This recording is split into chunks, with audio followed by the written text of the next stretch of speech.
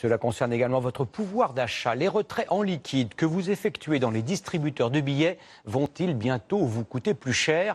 Les banques viennent d'obtenir une hausse de 56% de la commission interbancaire de retrait. Autrement dit, en termes simples, les coûts vont donc augmenter. Cela aura-t-il des conséquences notables si vous retirez de l'argent dans une autre banque que la vôtre? Éclaircissement de Jérôme Garot et Erwan Brem. C'est un geste banal, mais pas toujours gratuit. Combien coûtent les retraits d'argent? Nous vous avons posé la question.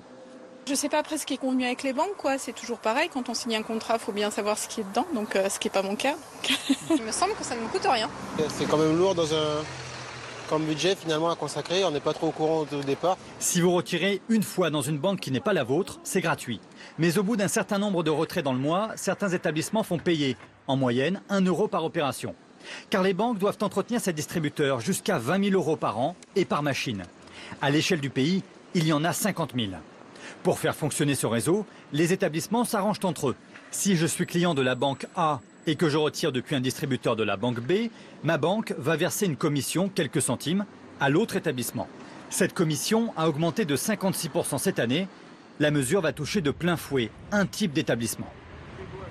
Évidemment, les plus visés, ce sont les banques en ligne, parce que des banques en ligne, comme chacun sait, n'ont aucun réseau physique, donc pas de distributeur. Vous n'avez pas de distributeur à leur marque.